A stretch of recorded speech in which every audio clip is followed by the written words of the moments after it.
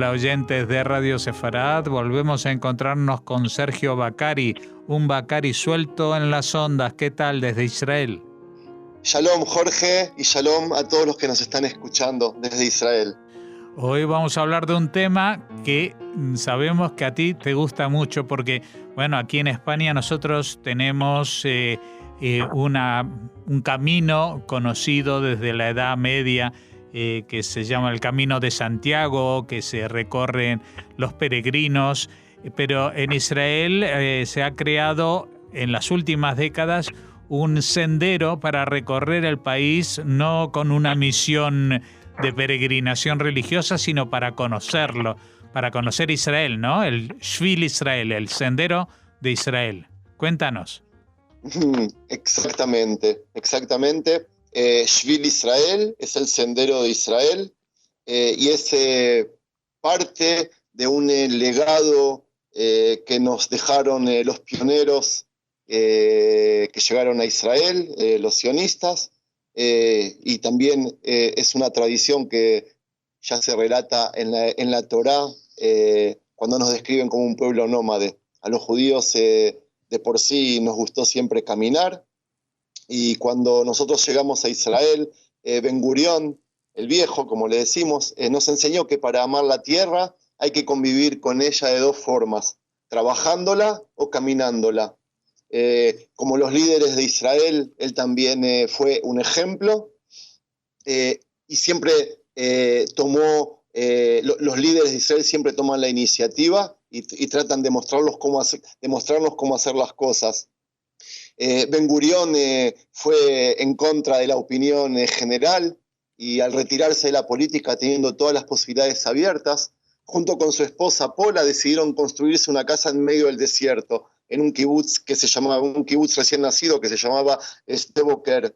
Decidió dejar toda la zona urbana para dedicarse a trabajar la tierra y también para caminar. Él solía caminar 16 kilómetros por día alrededor del kibutz por el desierto. Y si el viejo hizo eso, ¿por qué nosotros no imitarlo? Nosotros que tanto lo apreciamos, lo admiramos, y es uno de los legados que él nos quiso dejar. En Israel hay muchas formas de disfrutar de las vacaciones o del tiempo libre.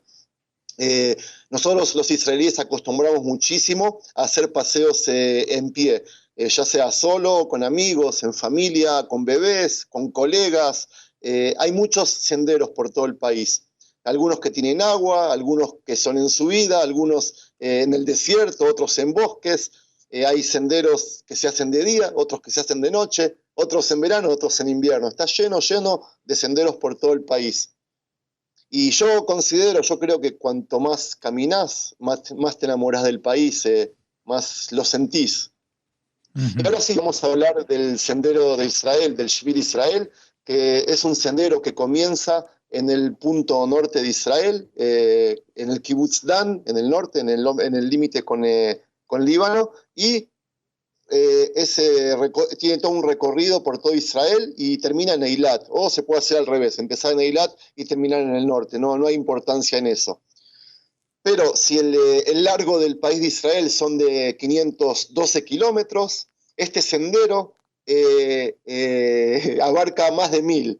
Y entonces uno dice, ¿cómo puede ser que abarque más de 1000? Porque quien lo hizo lo dibujó en forma de zigzag. ¿Zigzag se dice? Sí, como sí. No laberinto, zigzag. Sí, ¿Okay? Sí. Y bueno, entonces es así como empieza en el norte o en el sur y se va recorriendo de este a oeste, se va subiendo, bajando, pero el doble de distancia del largo del país. Este sendero tiene ya 22 años, se fundó en la fiesta de Pesaj del 1995 y se tardó en fundarlo, en hacerlo, en construirlo 16 años.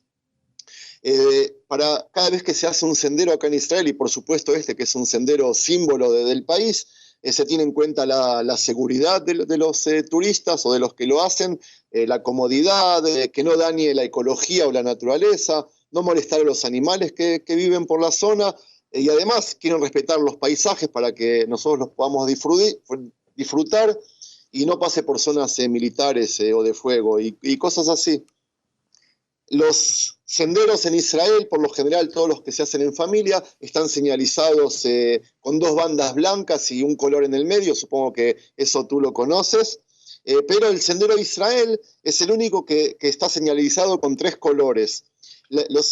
Se pintan piedras, se pintan, no sé cómo es en España o en el mundo los senderos, pero acá es muy fácil el recorrido y están muy bien señalizados. Incluso acá, si uno que ya sale al sendero y sabe cómo se hace, entiende la señalización muy fácil. Ujú. ¿Hasta aquí me sigues? Sí, una preguntita.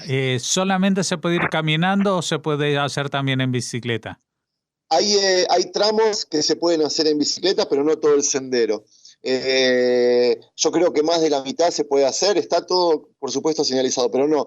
Hay un sendero que se puede hacer en bicicleta de norte a sur, pero no es este. Este es solo algunos tramos y se puede hacer en bicicleta o hay también tramos que se pueden hacer en Jeep, en 4x4. Ujú. Bueno, Los, sigamos. ¿eh? No diga, ok, entonces sigamos caminando. Yo tuve la suerte de hacer este sendero no una vez, sino 2 veces. Y el sendero se puede hacer de diferentes maneras. Por lo general, los soldados que se liberan del ejército y quieren hacerlo, lo hacen corrido de un saque, como se dice, se preparan bien, por supuesto, y entre alrededor de 2 meses lo hacen todo el sendero caminando de punta a punta. Yo la primera y la segunda vez que lo hice me duró cada vez algo así como 3 años.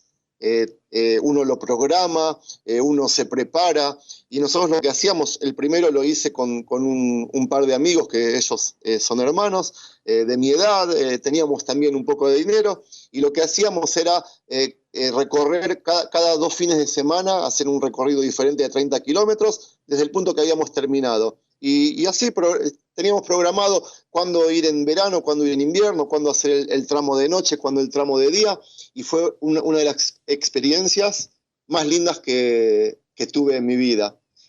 El sendero de Israel no pasa por los territorios de Judea y Samaria, Cisjordania, tampoco por el este de Israel, está todo dibujado dentro de la línea verde de Israel, de los límites del 48.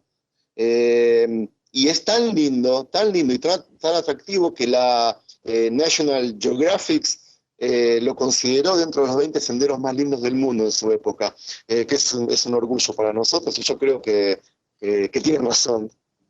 El sendero está lleno de paisajes bíblicos, además hay muchísima cultura, el patrimonio nacional, historia, naturaleza y por sobre todo, que a mí lo que más me gustó de las veces que lo hice fue conocer gente. ¿Y cómo uno conoce gente? Bueno, por supuesto que al recorrer todo el país, uno se encuentra con drusos, se encuentra con religiosos, se encuentra con gente de los kibutzim. Kibutzim son, ¿cómo describís un kibutz? Una colonia colectiva, digamos. Ok. Uno se encuentra con gente capitalista, con bohemios, con gente que ama la naturaleza y con los locos sueltos que andan por todos lados por acá en Israel. Al recorrer casi todo rincón que existe en el país, uno, por medio del sendero, conoce también, digamos, todo lo que es Israel, todo tipo de superficie, ya sea la de arena, la de pasto, la de barro, la de agua, la de piedra, la de roca, ¿me explico? El tipo de árboles, el tipo de aires, el tipo de clima, los ruiditos, las flores, la fauna.